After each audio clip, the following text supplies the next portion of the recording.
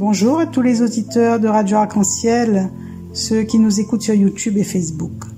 Nous sommes le lundi 9 mai et l'église fête Saint-Louise de Marillac. Donc elle est née en 1591 et décédée en 1660. Elle est née à Paris, mariée, puis devenue veuve. Elle se dévoua sans réserve aux œuvres charitables.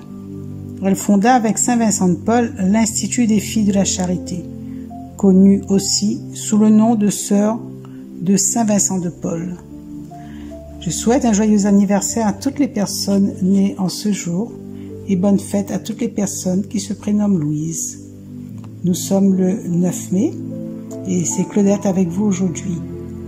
Nous allons écouter la première lecture et le psaume sera chanté par notre frère Marcel.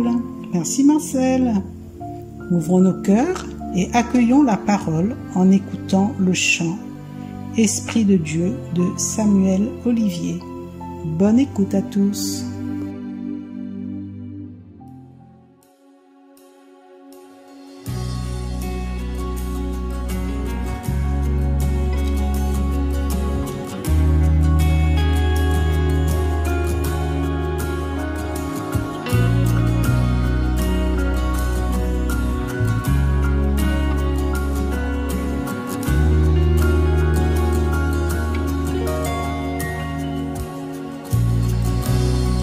Oui, nous voulons être un peuple embrasé, l'église que ton cœur attend.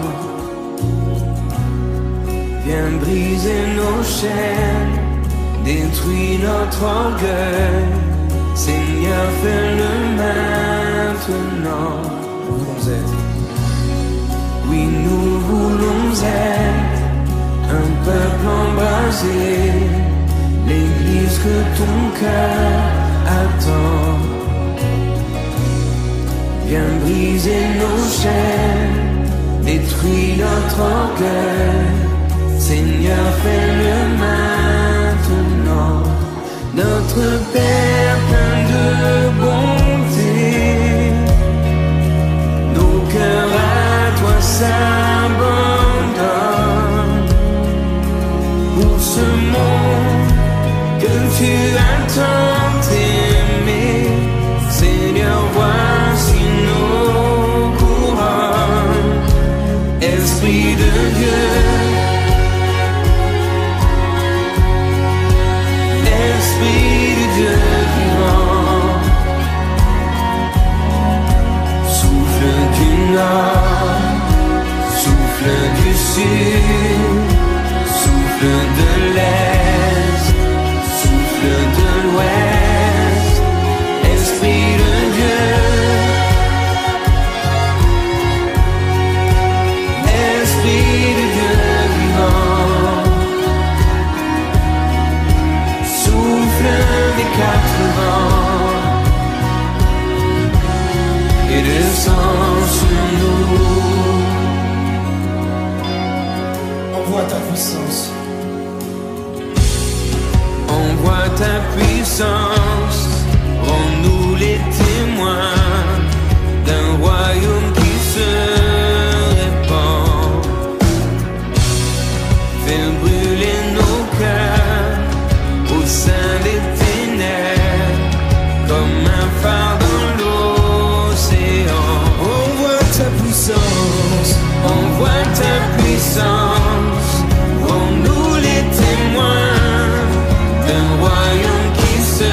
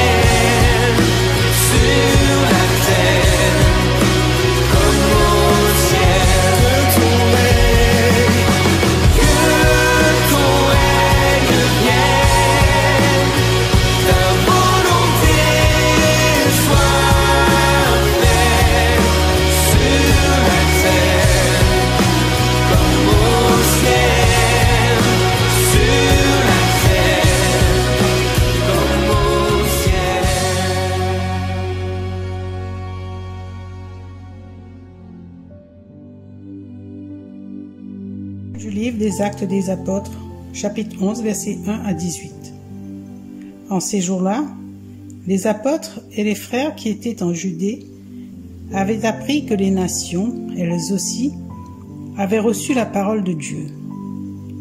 Lorsque Pierre fut de retour à Jérusalem, ceux qui étaient juifs d'origine le prirent à partie en disant : « Tu es entré chez des hommes qui ne sont pas circoncis, et tu as mangé avec eux. » Alors Pierre reprit l'affaire depuis le commencement et leur exposa tout dans l'ordre en disant : « J'étais dans la ville de Jaffa en train de prier, et voici la vision que j'ai eue dans une extase. C'était un objet qui descendait. On aurait dit une grande toile tenue aux quatre coins.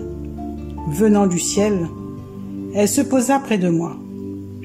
Fixant les yeux sur elle, je l'examinais et je vis les quadrupèdes de la terre, les bêtes sauvages, les reptiles et les oiseaux du ciel.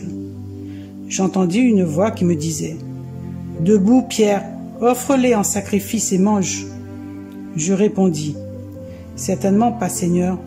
Jamais aucun aliment interdit ou impur n'est entré dans ma bouche. » Une deuxième fois, du haut du ciel, la voix répondit : « Ce que Dieu a déclaré pur, toi ne le déclares pas interdit. » Cela se produisit par 3 fois, puis tout fut remonté au ciel.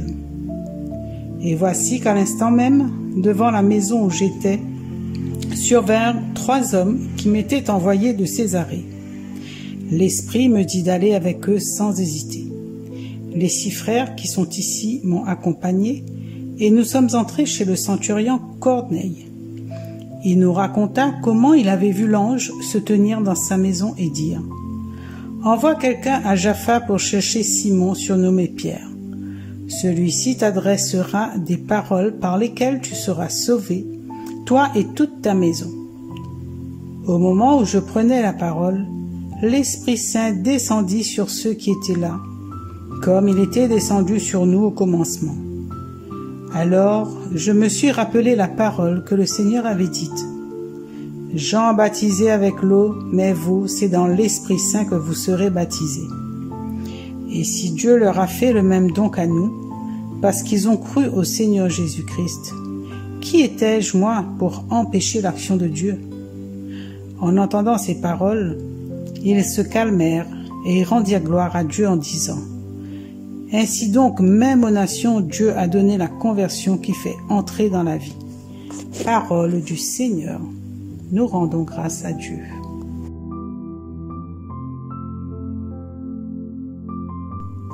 Dans ce livre, nous voyons que Pierre retourne à Jérusalem et qu'il doit faire face à une rude épreuve.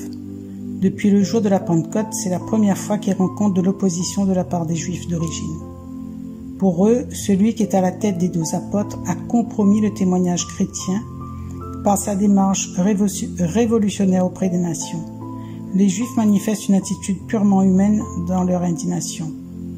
Mais Dieu, par son esprit, va agir d'une manière souveraine pour qu'ils comprennent que la grâce divine ne connaît aucune limite. Dans le verset 1 à 3, nous voyons que les nouvelles vont vite. Avant même que Pierre soit de retour à Jérusalem, les frères sont informés de ce qui s'est passé à Césarée. Ces informateurs sont peut-être animés de bonnes intentions, mais ils sont la source d'un scandale. Trop souvent, les informateurs ne sont que des rapporteurs qui excitent aux querelles. Et nous, est-ce que nous sommes des bons informateurs ? Posons-nous cette question. Réfléchissons. Pierre est pris à partie par ses frères juifs, car pour eux, l'apôtre s'est souillé en entrant chez les incirconcis et en mangeant avec eux. Alors que Pierre a juste écouté la parole de Dieu par la vision qu'il a eue. Leurs préjugés sont solidement ancrés dans leur esprit. Le poids de la tradition pèse plus que les paroles du Seigneur adressées à ses disciples avant son élévation. Vous serez mes témoins à Jérusalem et dans toute la Judée et la Samarie, et jusqu'au bout de la terre. Certes, pendant son ministère terrestre, Jésus ne les a pas autorisés à aller sur le chemin des nations. On peut le voir en Matthieu 10, 5. Car il fallait que le Seigneur soit ressuscité pour que la repentance et la rémission des péchés puissent être prêchées à toutes les nations. Nous pouvons le lire en Luc 24, 47. Du verset 4 à 17. Pierre se mit à leur exposer les choses par ordre. Même un apôtre comme Pierre doit rendre compte de ses actions auprès des frères. N'avait-il pas lui-même contesté avec le Seigneur? Mais par la suite, il a appris à se connaître.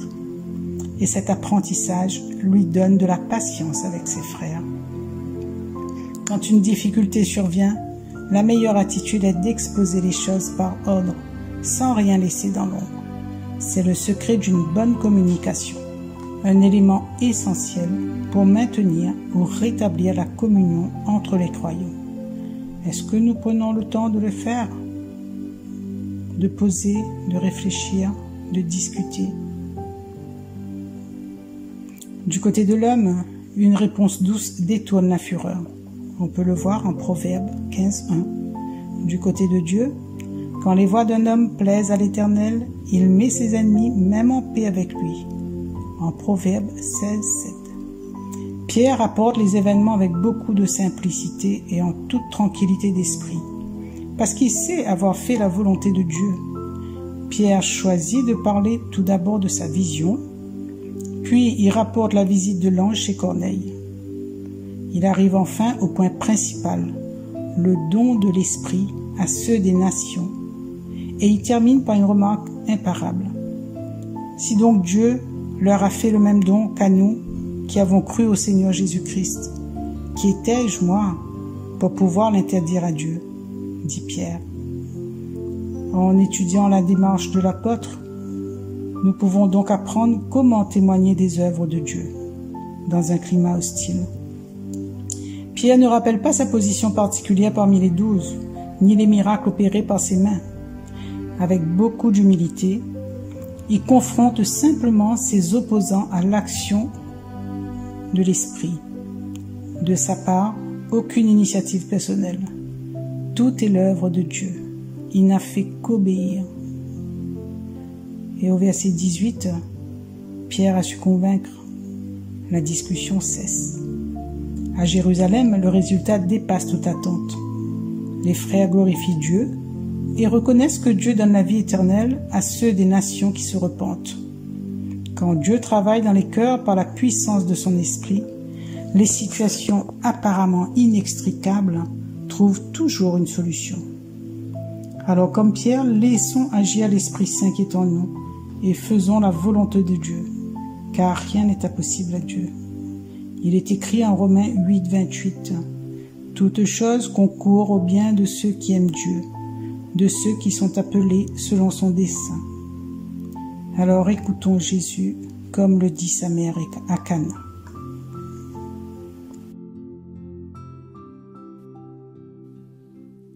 Psaume 41.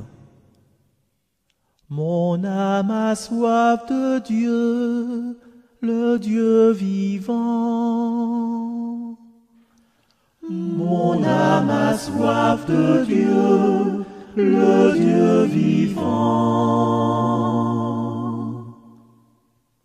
Comme un cerf altéré cherche l'eau vive,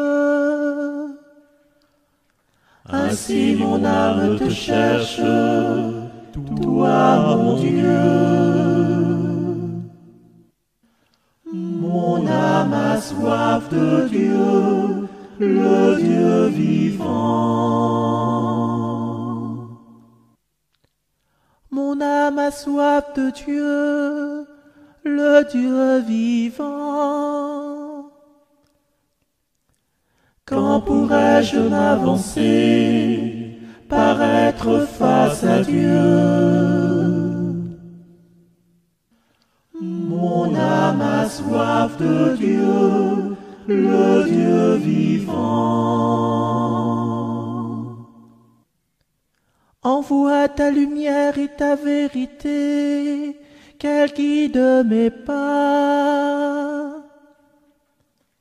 et me conduise à ta montagne sainte, jusqu'en ta demeure. Mon âme a soif de Dieu, le Dieu vivant. J'avancerai jusqu'à l'autel de Dieu, vers Dieu qui est toute ma joie.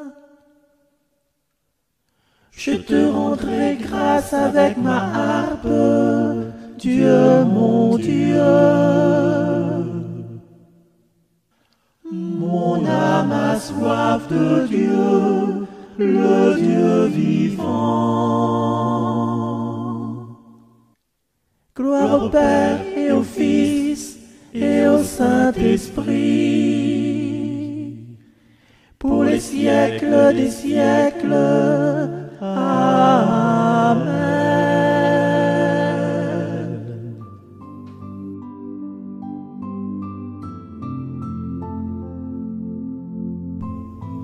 Cette séquence prend fin et nous allons terminer sur un chant à Marie. Tu es bénie, ô Marie de l'Emmanuel. Et je voudrais, avant de nous quitter, remercier ma maman et mon papa qui m'ont donné le baptême un 9 mai. Et merci à Dieu pour toutes les grâces reçues depuis ma naissance jusqu'à aujourd'hui et pour toutes les grâces qui vont arriver. Au revoir tout le monde, à bientôt.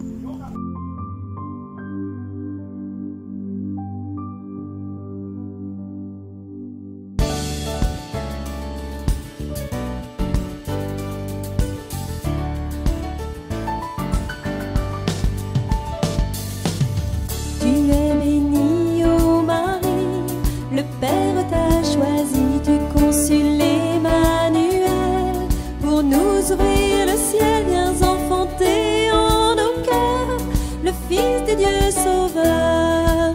Nous t'accueillons. Ave Maria, Ave Maria, Ave Maria, Ave Maria. Tu es bénie, ô Marie, le Père t'a choisi, sa grâce en toi est donnée. Pour tous ses bien-aimés, avec toi l'Église chante que son royaume est là. Nous t'accueillons. Ave Maria, Ave Maria, Ave Maria, Ave Maria. Tu es bénie, ô Marie, le Père t'a choisi, si l'Esprit consolateur